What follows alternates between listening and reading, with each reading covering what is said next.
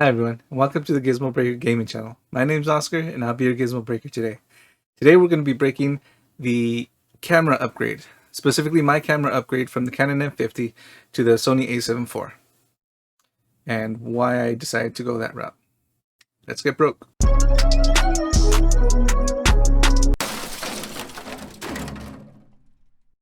Okay, so first I want to start by saying that this video isn't going to be a shot-for-shot comparison between the Canon M50 and the Sony A7 IV. I think it's been well documented that full frame camera, especially the Sony A7 IV, is very good camera, has great picture quality, great image quality, great video quality, and was just much better than the Canon M50, period. What this video is going to be about is why I decided my initial purchase of the Canon M50 like 4 or 5 years ago, and what factors I weighed to make that decision for the Sony A7 IV. So I'll start by saying that Canon M50 is and was a great camera, and this is the Canon M50 Mark I. At the time I bought it, it was my first interchangeable lens camera. You know, it's coming. I had used some small point and shoots in the past, like years ago, and you know, just like everyone else, I've switched over to just taking pictures on my phone. You know, phone pictures are great for candid pictures. You know, capturing memories on the fly, and I still use my phone a lot. But I bought the M50 because I wanted something that would give me better picture quality, more options, and something that I could use not just for this channel, but also in my personal life. You know, thinking about all those home videos that my parents used to record of me and my brother and my cousins as children at birthday parties and sporting events, and you know, kind of made me nostalgic that we don't have that, but we do have that.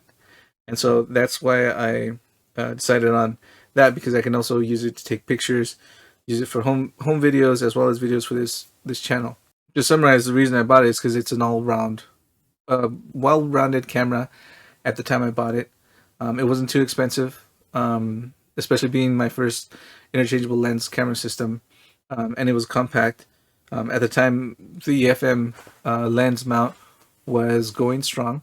Or at least people were thinking and hoping it was. Unfortunately, that's changed over the years, which is a big factor in why I decided to go with Sony over Canon. And I'll get into that in a minute. So now, you know, fast forward to 6 months ago, in July of 2022, I made the decision to purchase the Sony A7 IV. I had researched it for like 6 months to a year prior. Started looking into which camera I wanted. Look at this camera system. You know, look at Canons, Nikons, you know, Panasonic. Was it Fuji? And I settled on the Sony for a lot of reasons. All right, real quick interjection here. Between when I recorded this video and when I posted this video, Panasonic announced their Panasonic S5 Mark II, which now has phase detect autofocus, which is phase detect autofocus is what was missing from the Panasonic line of cameras, and in my opinion now makes it a real competitor, real option when you're looking at Sony and Canon. Strongly suggest looking at the Panasonic, because Panasonic, especially if you're looking for video, Panasonic has a lot of video centric features, so definitely worth looking at if you're considering an upgrade to full frame. All right, back to the video. Mainly the video capabilities and just my perception of Sony as a company. What I mean by that is Sony has had their cameras chock full of video capabilities where Canon and others don't, but they also have a great autofocus system, which unfortunately Panasonic does not have yet.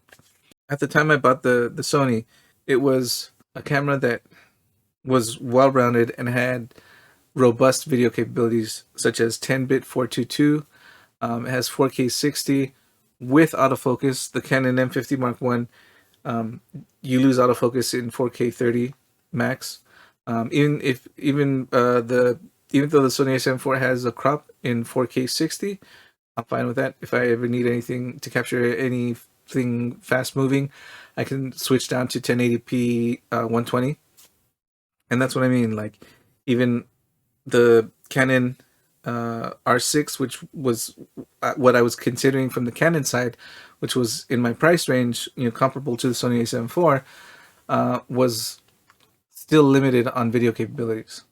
And that really shaped my perception of Sony, and seeing the capabilities they put into their cameras for their consumers. And that became more solidified a few months after I made my purchase in, I can't remember, like somewhere between September and November, when it was in the news that Canon was clamping down on third-party lens makers and not allowing third-party lens makers to make RF autofocus lenses. That just reassured my decision to purchase a Sony versus a Canon. But that lens issue did factor in, because did factor into my decision, because at the time I bought the Sony A7 IV, it was already well known that the Canon, the EFM system for the Canon M50 and other M system cameras, Canon had already announced a replacement via the R7 and R10 cameras using the RFS mount. Essentially, it made the M mount a dead mount, that wasn't going to go forward anymore. So regardless, whatever camera I got next, I would have to change lens systems. And again, the reason I'm glad I did is because Sony has kept their lens, their E-mount open, and there's plenty of Sigma and Tamron glass out there that are much more affordable than the Sony ones, especially if you're starting out. And it's a hobby. It'll give you some, a lens will give you some more motivation to go out and take more pictures. So I'm all for that, even if it's not a first-party lens. Maybe a year or two after you get the body and a couple of third-party lenses, you save up for that amazing first-party lens that you've read all the reviews about and you want to buy. And you have that option. You have that option with Sony. You can have fun with third-party lenses, and then buy that first-party lens when you have the money to, when you're able to. And I think that really opens up the market to more people. That's ultimately a main reason that I bought the Sony A7 IV. And they didn't have the 30-minute record limit. Again, I looked at other cameras and none of them checked all the boxes like the Sony did. So some of the boxes I'm talking about that it checked was the size. Well, size, it didn't really check that box, because looking at the size, we can see Canon M50 here, Sony A7 IV here. Clearly this is bigger than this. Though it doesn't look like much, when you're packing a bag and you're traveling, it makes a difference. Especially if you're traveling overseas or on vacation to another country. Like, I still take my Canon M50. Why? Because it's smaller and also cheaper. If it gets lost, damaged, stolen, it won't take me as much money to replace it. Yeah, it'll still be about $500-600. That's $500-600. It's not cheap, but it's not $2,500 like the Sony.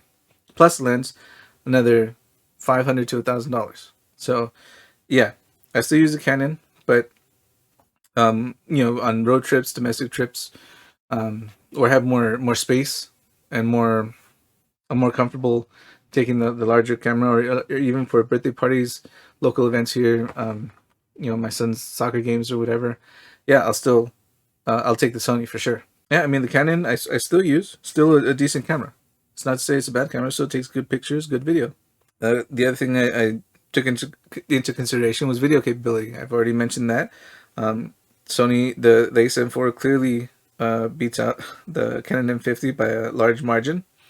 And then, I wanted a full frame camera because I wanted better low light performance, better depth of field, just little nuanced things that I just wanted to play with, because I've gotten more and more into the capabilities of an interchangeable lens camera, or mirrorless camera in this case. Now, one thing, obviously one thing to consider, but it's a drawback with a full frame camera, because it's just, by definition, it's full frame versus APS-C, so it's going to be bigger, is the weight.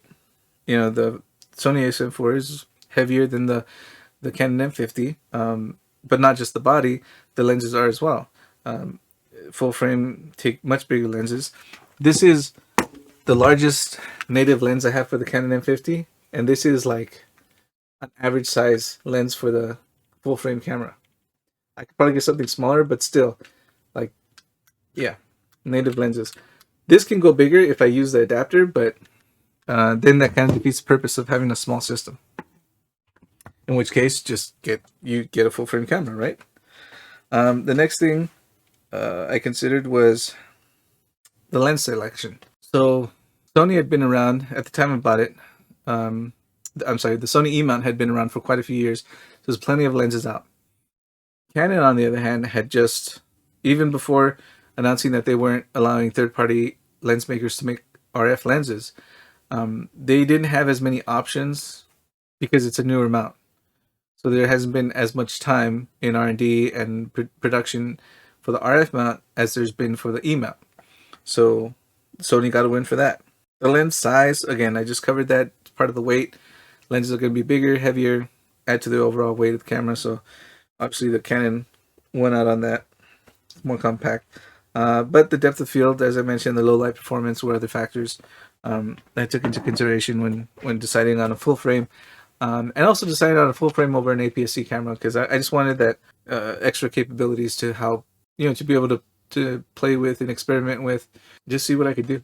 I've been perfectly happy with my choice, and I haven't had any issues or problems or don't have any complaints. The Sony A7 IV over the last 6 months that I've had it. So I recommend the camera. I know there's Sony A7 IV, and that's really good. That's actually very, very good camera, but I think it's about $1,000 more than this. So it is a good all-around camera. The Sony FX30 has also come out, which is an APS-C camera. It seems to be in a full-frame body still because it's the same body as the FX3. But again, you guys can like kind of look into that and see if that's something you want to look at and buy.